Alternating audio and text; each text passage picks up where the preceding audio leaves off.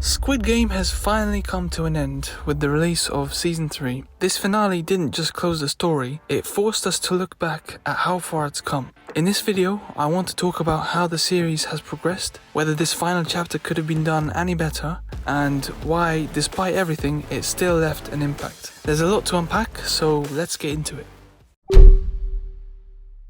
What is Season 3 really about? It explores a few different themes. The first one is that survival doesn't equal freedom.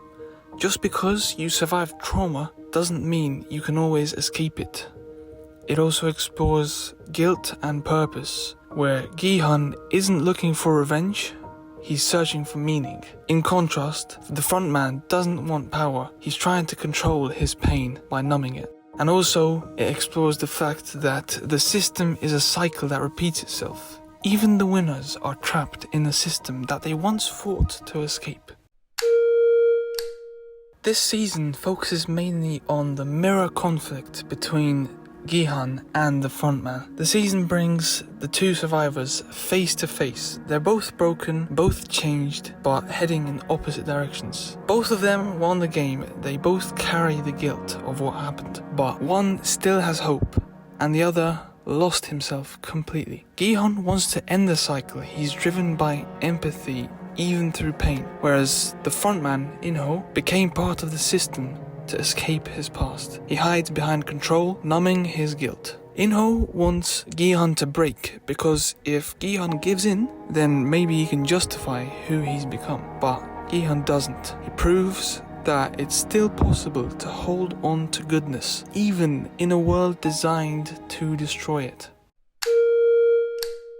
Jun-ho, the detective and Jun-ho's brother, returned this season but never got the emotional payoff he deserved. After 2 full seasons of chasing the island, he finally gets there, only to leave after 20 minutes. When he finally confronts Jun-ho, he asks him the question we've all been waiting for. Why?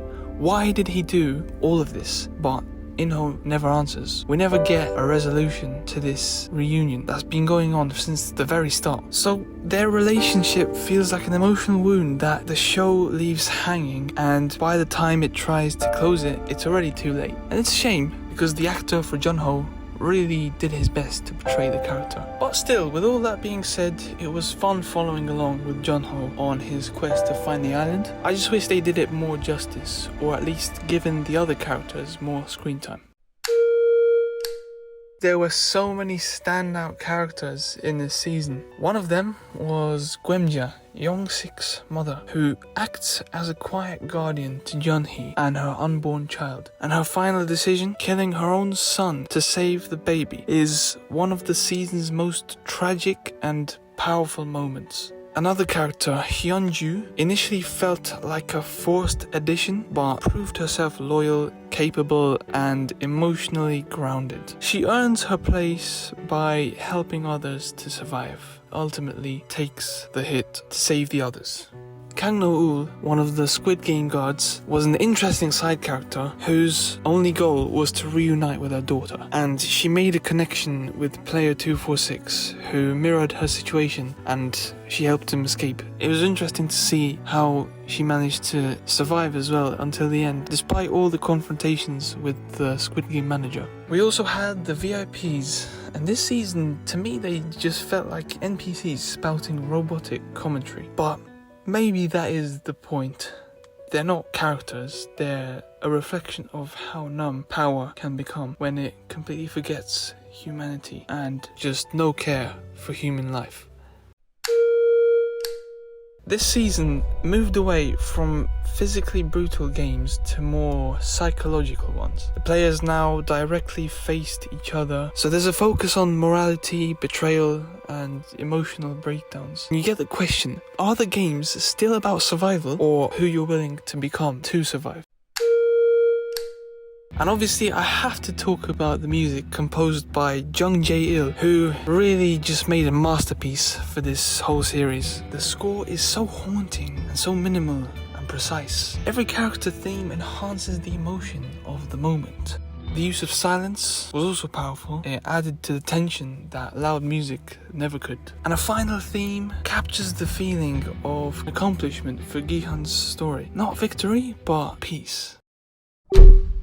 So now we're at the end. Was this season necessary?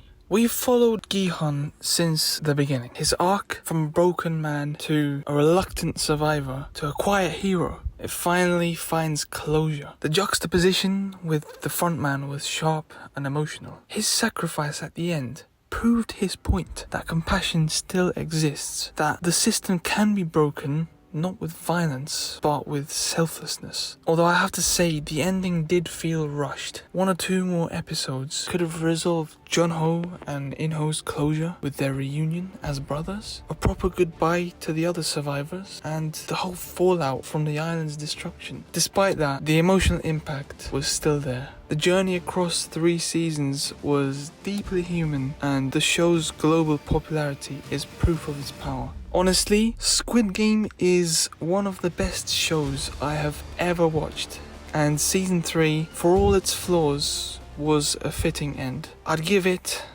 a 9 or 9.5 out of 10. What did you think of Squid Game season 3? Was it a good ending to the series, or do you think it left too much unsaid? Whatever you think, let me know in the comments, and until next time. 사람은